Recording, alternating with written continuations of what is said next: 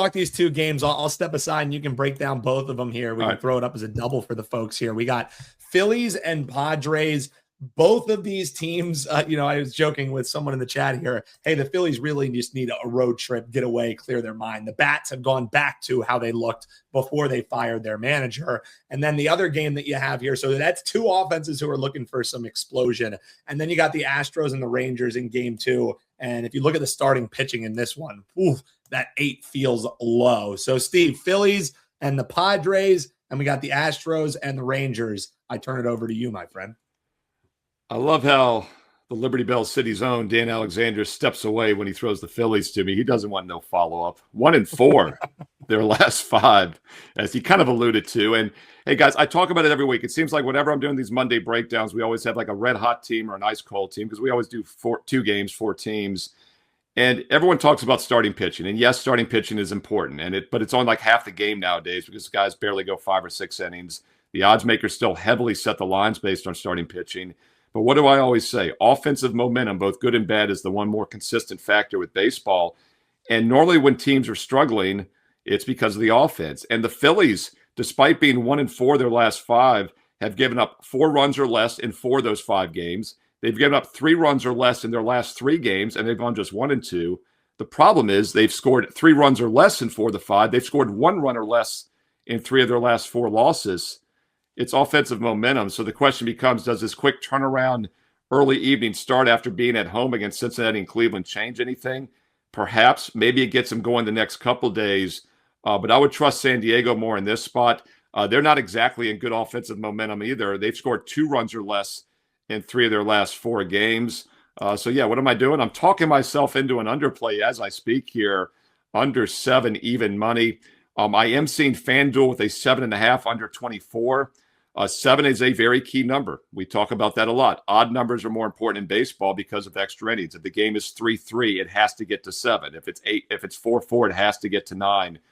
So it's more likely to land on 7 to 9s than 8s or 10s, for example. So 7 is a key number. 7 over 20 or under 7.5 with some juice would be my preferred way to play it. So you might want to wait until near first pitch, 6:40 Eastern tonight, and try to find that 7.5 or the under. Luzardo and Vasquez. Both, by the way, are pitching okay. Luzardo, mediocre, 4.2 ERA his last 7 starts. Meanwhile, Vasquez actually having a nice season, 2.96 ERA overall. But the bigger thing for me is both offenses are struggling. I take a look at Phillies, Padres under, especially 7.5 if you can find it at 6:40 Eastern in the National League. All right, we'll turn over to the American League here for this other game. It's 7:05 Eastern tonight. And this total is set only around 8 to the under, actually. And the Rockies, the Rangers, the other R team, the Rangers are a slight favorite right now, about $1.15 or so much. And we're going to rock with Rocker. Well, we'll see. Rocker's got a 3.6 ERA on the season. He made it terrible for the Astros, and that's what Dan was alluding to earlier. 8.3 ERA this season in his 5 outings he's made as a starter. Very consistent as he doesn't go the distance. So the Astro bullpen is going to do some heavy lifting in this game. Therefore, if you're looking to play Texas, you're probably better off on the first 5 line instead of the full game. We're talking Texas maybe dies $1.15, $1.20 full game.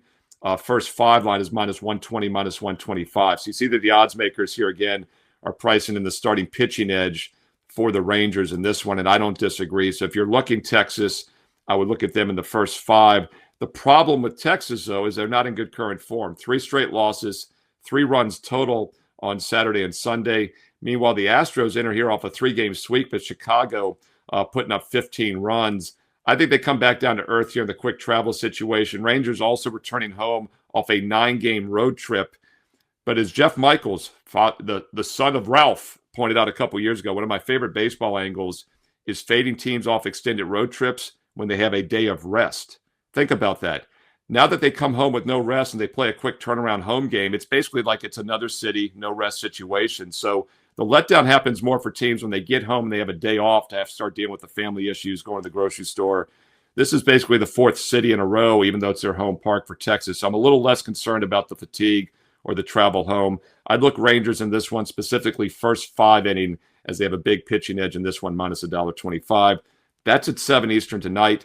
And as I mentioned earlier, no NBA tonight. I gave that to you free in my Game 4 video live right here on Wager Talk TV. Check that out after you watch this.